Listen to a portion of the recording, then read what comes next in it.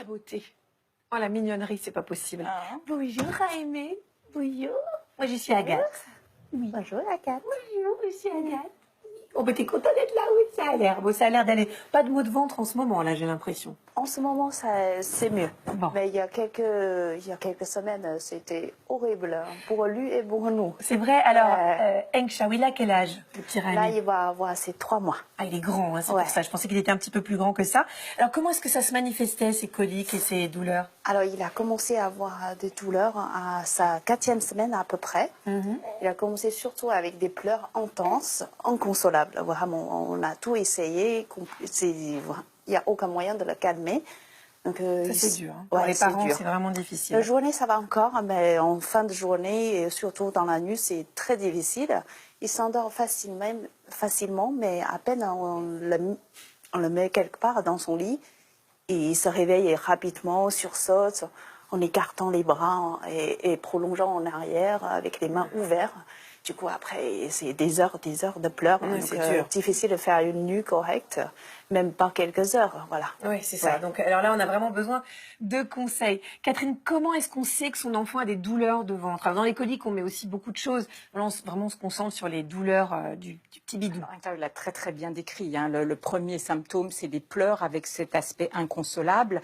Et là où on repère qu'on est plus dans du problème intestinal, c'est qu'on va avoir un enfant non seulement qui va se tendre, comme a dit sa maman, qui se tend en arrière, comme ça, qui se raidit, qui sursaute, qui pleure très fort et qui va émettre souvent des petits gaz. On sent bien qu'il y a trop d'air et qu'il a besoin d'évacuer. C'est ça, en fait. Hein, ça vient de là. Alors, qu'est-ce qu'on peut faire pour les soulager, ces petits bébés?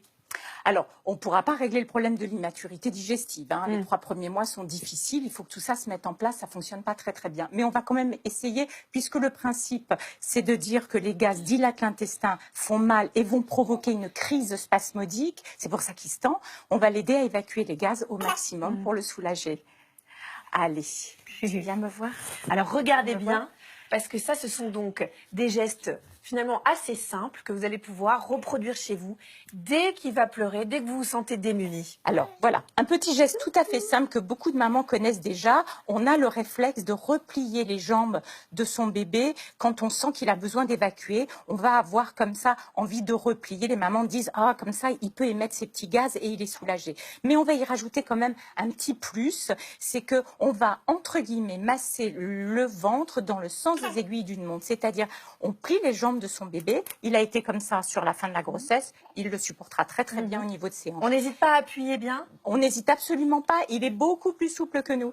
Et on va, avec les jambes repliées, faire un petit geste comme ça, en rond. Vous voyez, comme une galette. D'accord. Je vous montre le deuxième. Et celui-là, par contre, je vais bien vous coacher. D'accord? Voilà. Et quand la crise a vraiment démarré, vous avez beau avoir essayé de le soulager, la crise est partie. Eh bien, la position qui va soulager le bébé, c'est vraiment de mettre vos 2 mains sur le ventre du petit, comme ça. Et vous allez exercer une pression légère, mais une pression tout de même. Les bébés sont soulagés quand ils sont le ventre vers le bas et vous rapprochez les parois de l'intestin pour calmer la crise. Vous faites attention que sa tête soit bien posée sur votre avant-bras. Le petit plus qui va le calmer quand vraiment il pleure fort, ça n'est pas de le bercer comme ça, ni comme ça. C'est souvent le premier réflexe, mais celui qui va vraiment le calmer, c'est celui-là. Ah, d'accord, on fait des squats. Voilà. Merci les aptonomes qui nous ont appris ce genre de choses. Vous voulez bien essayer? J'aimerais bien. Alors.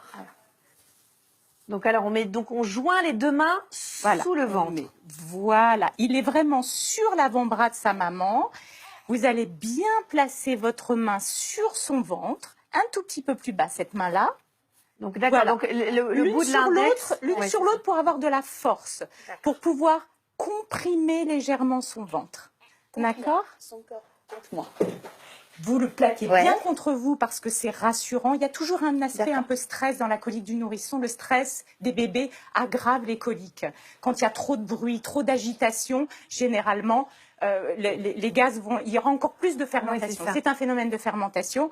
On va faire un cours de neurobiologie, mais le fait est que ce stress va aggraver la fermentation, donc la crise spasmodique, donc les pleurs.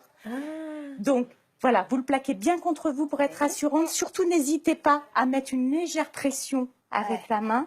Et si on monte et on descend.